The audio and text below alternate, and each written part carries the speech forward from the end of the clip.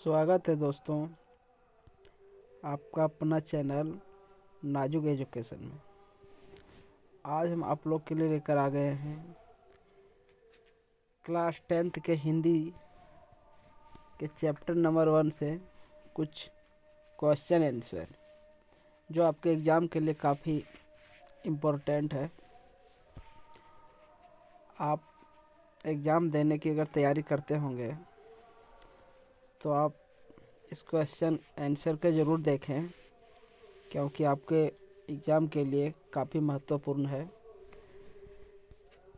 दोस्तों, वीडियो शुरू करने से पहले आपसे मैं यही आग्रह करेंगे, यही रिक्वेस्ट करेंगे कि यदि आप हमारे चैनल में नहीं होंगे तो हमारे चैनल को सब्सक्राइब करें और कमेंट बॉक्स में ज़रूर बताएं कि आपको ये वीडियो कैसा लगा।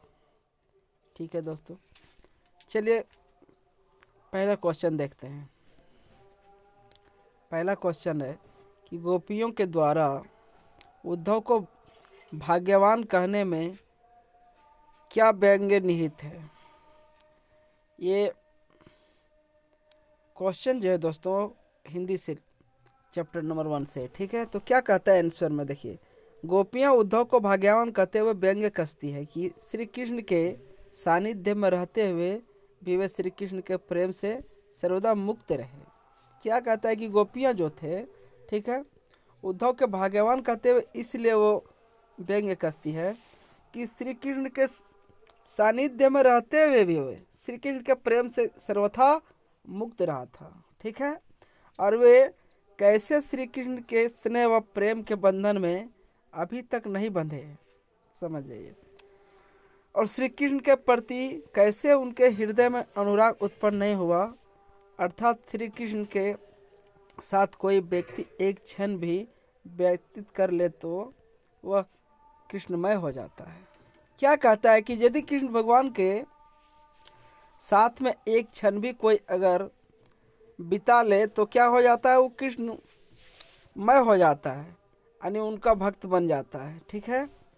परंतु ये उद्धव तो उनसे तनिक भी प्रभावित नहीं है, लेकिन ये उद्धव जो है वो उनके साथ रहते हुए भी जरा सा भी जो है सो उनका कोई मतलब प्रभावित नहीं हो पाए। और प्रेम में डूबना तो अलग बात है। क्या कहता है कि प्रेम की बात तो अलग है, मान के चले प्रभावित भी नहीं हुए हैं। इस तरह से क्वेश्चन हम आगे देखते हैं दोस्तों। अब नेक्स्ट क्वेश्चन क्या है, नेक्स्ट क्वेश्चन को हम देख लेते हैं। अगला क्वेश्चन है उद्धव के व्यवहार की तुलना किस किस से की गई है।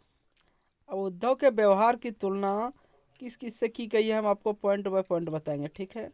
गोपियों ने उद्धव के व्यवहार की तुलना निम्नलिखित उदाहरणों से की है, ठीक है। अब पॉइंट नंबर 1 में हम देखते हैं, गोपियों ने उद्धव के व्यवहार की तुलना कमल के पत्ते से की है, ठीक है दोस्तों। गोपियों ने उद्धव के व्यवहार की तुलना किससे की है, कमल के पत्ते से, जो नदी के जल में रहते हुए भी जल की ऊपरी सतह पर ही तैरता है। जैसे क्या कहा गया है कि कमल का जो पत्ता होता है वो नदी में या तालाब में होता है, तो क्या होता है, पानी में रहते हुए भी वो क्या होता है, जल के ऊपरी सतह पर ही रहता है।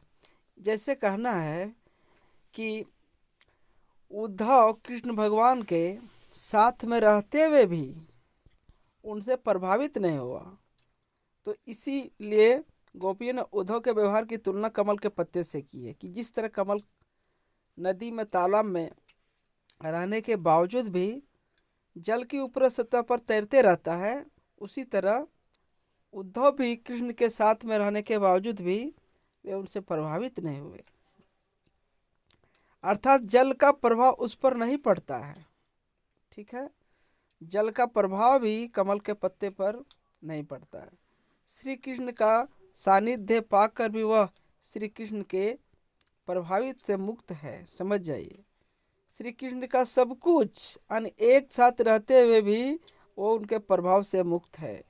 चलिए अब पॉइंट नंबर 2 में क्या दिया गया है कि वह जल के मध्य रखे तेल के सागर यानी मटके की भांति है, जिस पर जल की एक बूंद भी टिक नहीं पाती है। उद्धव पर श्री कृष्ण का प्रेम अपना प्रभाव नहीं छोड़ पाया है। उद्धव पर जो है क्या कहा गया है कि उद्धव पर श्री कृष्ण का प्रेम अपना प्रभाव नहीं छोड़ पाया है, जो ज्ञानियों की तरह व्यवहार कर रहे हैं। ठीक है दोस्तों, चलिए क्वेश्चन नंबर 3 को हम देखते हैं। उद्धव द्वारा दिए गए जोग के संदेश ने गोपियों की बिरहाग्नि में घी का काम कैसे किया। ठीक है, चलिए देख लेते हैं क्या इसका आंसर।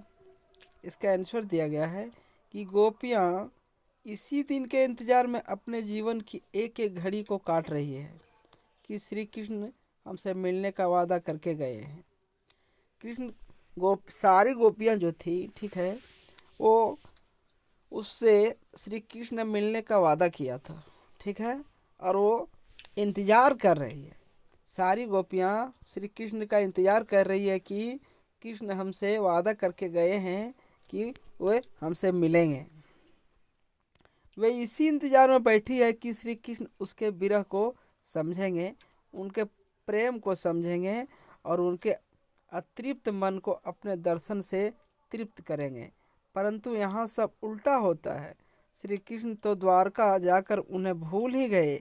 और क्या होता है देखिए, जब गोपियाँ उनके आस में बैठी रहती है, गोपियाँ सोचती है कि कृष्ण ने मुझसे मिलने का वादा किए हैं और वो मिलेंगे, लेकिन वहाँ सब उल्टा हो जाता है। उल्टा क्या होता है कि श्री कृष्ण जब द्वारका जाते हैं तो द्वारका जाकर उन्हें भूल ही गए हैं, भूल जाते हैं। उन्हें न तो उनकी पीड़ा का ज्ञान है और न ही उनके विरह के दुख का, बल्कि उद्धव को और उन्हें समझाने के लिए भेज दिया है, जो उन्हें श्री कृष्ण के प्रेम को छोड़कर योग साधना करने का भाषण दे रहा है। समझ जाइए। और क्या करते हैं श्री कृष्ण, उद्धव को गोपियों को समझाने के लिए भेज देते हैं, जिन्होंने प्रेम को छोड़कर योग साधना करने का भाषण दे रहा है। ठीक है, या उनके दुख को कम नहीं कर रहा है, अपितु उनके हृदय में जल रही बिरहाग्नि में घी का काम कर उसे और प्रज्वलित कर रहा है। गोपियाँ जब श्री कृष्ण के इंतजार में बहुत दिन तक रही, लेकिन श्री कृष्ण जब नहीं आए तो कुछ दिन के बाद क्या होता है, श्री कृष्ण ने क्या करता है, उद्धव को भेज देते हैं कि जाओ उद्धव, गोपियों को समझा दो कि हम वहाँ नहीं जा पाएंगे। लेकिन वहाँ उल्टा पड़ जाता है, क्योंकि सारी गोपियाँ जो थी वो श्री कृष्ण का इंतजार कर रही थी। ठीक है, चलिए नेक्स्ट क्वेश्चन को देखते हैं दोस्तों। नेक्स्ट क्या है, मर्यादा न लही के माध्यम से कौन सी मर्यादा न रहने की बात की जा रही है। ठीक है, गोपियाँ ने क्या कहता है कि गोपियाँ ने अपने प्रेम को कभी किसी के सम्मुख प्रकट नहीं किया था। वह शांत भाव से श्री कृष्ण के लौटने की प्रतीक्षा कर रही थी। देखिए, अभी भी गोपियाँ कृष्ण के प्रेम में इतनी उलझ गई है कि अभी भी कृष्ण का इंतजार कर रही है। ठीक है, और वह शांत भाव से श्री कृष्ण के लौटने की प्रतीक्षा कर रही थी। कोई भी उनके दुख को समझ नहीं पा रहा था। वह चुप्पी लगाए अपनी मर्यादाओं में लिपटी हुई है और इस वियोग को सहन कर रही थी कि वे श्री कृष्ण से प्रेम करती है। परंतु इस उद्धव के जोग ने संदेश ने उनको उनकी मर्यादा छोड़कर बोलने पर मजबूर कर दिया। अर्थात जो बात सिर्फ वही जानती थी, आज सबको पता चल गया। देखिए, जब उद्धव आए और उद्धव ने समझाने लगे गोपियों को, तो गोपियाँ नहीं चाहती थी कि अपने मुंह खोले और वो इस बात को बोले। लेकिन जब उद्धव ने उसको ऐसा संदेश दिया तो गोपियाँ बोलने के लिए, यानी मर्यादा को छोड़ने के लिए क्या हुआ, मजबूर हो गई। और वह बात आज सबको पता हो गया। अरे ऐसा अगर ना होता तो ये बात किसी को पता भी नहीं होता। ठीक है दोस्तों, अगला क्वेश्चन हम आपको अगला वीडियो में बताएंगे। तब तक के लिए धन्यवाद।